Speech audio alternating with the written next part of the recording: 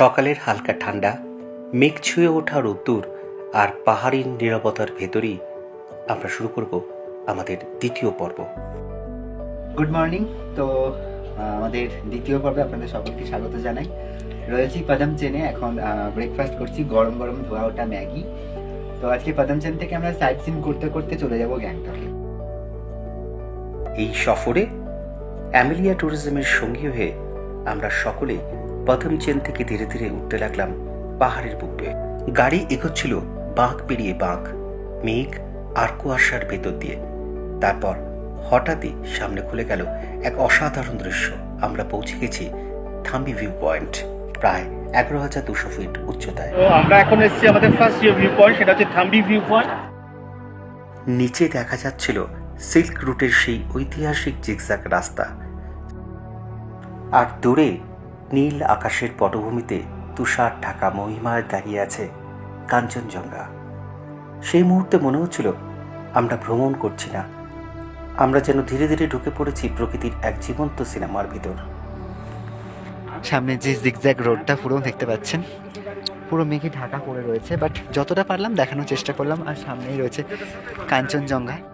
কাঞ্চনজঙ্ঘাকে সাক্ষী রেখে এই নীরব পাহাড়ি মুহূর্তে আমরা শুনে নিলাম অ্যামেলিয়া ট্যুরিজমের আগামী দিনের পরিকল্পনা। আমাদের 12ই এপ্রিল এবং 16ই এপ্রিলে ভুটান ট্রিপে কিছু সিট খালি আছে। এর থেকে ভালো নজারা দেখতে হলে আপনাদের বুক করতে হবে 12ই এপ্রিল আর 16ই মে ভুটান ট্রিপ। ডেসক্রিপশনে ডিটেলস সব পেয়ে যাবেন।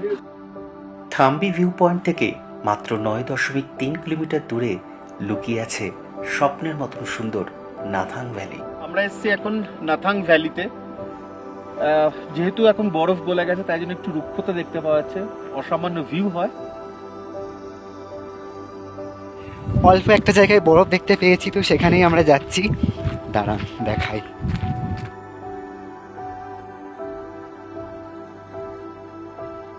যখন বরফের সিজন থাকে তখন পুরো জায়গাটা কিন্তু বরফে ঢেকে থাকে।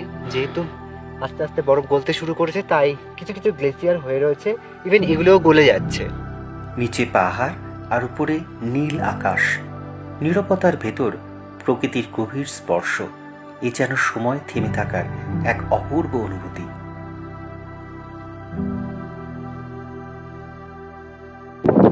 নামাটা যতটা ইজি, ওঠাটা ততটাই চাপের। অনেকটা উঁচু, একটু ব্রিদিং প্রবলেম হচ্ছে। 13,000 ফুটেরও বেশি উচ্চতায় মেঘ আর বরফে মোড়া নীরব পাহাড়ের বুকে অবিচল দাঁড়িয়ে আছে ওল্ড বাবা মন্দির। এটি শুধুমাত্র স্মৃতিসৌধ নয়, এ যেন এক সৈনিকের অমর উপস্থিতি। 50টি সিঁড়ি পেরিয়ে আমরা গেলাম সেই স্মৃতিসৌধটি দেখতে। ভারতীয় সেনার সাহসী জওয়ান হরভজন সিং এর স্মৃতিতে গড়ে ওঠা এই স্থান পাহাড়ি সীমান্তের কঠিন বাস্তবতার মাঝেও আশ্বাসের প্রতীক। নাথুলা পাসের পথে নীরবে দাঁড়িয়ে থাকা এই মন্দির আজও যেন সীমান্তের প্রহরী, মানুষের বিশ্বাস আর সাহসকে নিঃশব্দে আগলে রাখে। ধন্যবাদ অ্যামেলিয়া ট্যুরিজম। এই সফরেই শুনলাম তাদের নতুন পর্যটন প্রকল্পের সুখবর। আগামী মার্চ মাসের 21 তারিখ এবং এপ্রিল মাসের 11 তারিখ আমাদের সিল্ক রুট প্যাকেজ আছে। আপনারা যারা যারা বুক করতে চাইছেন ইমিডিয়েট আমাদের সঙ্গে যোগাযোগ করুন, ডিসক্রিপশনে ডিটেলস দেওয়া থাকবে। ওল্ড বাবা মন্দিরের সামনে দাঁড়িয়ে ছত্তিশগড় থেকে আসা এক সহযাত্রী শোনালেন তার এই সফরের গভীর অনুভূতির গল্প।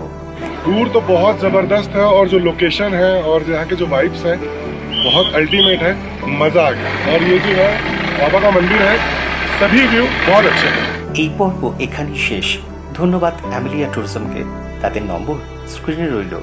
ভালো লাগলে লাইক, কমেন্ট, শেয়ার করুন। দেখা হবে পরের পর্বে। আবার পোস্ত। নিজেকে খুঁজে নাও, ফাইন্ড ইয়োরসেলফ।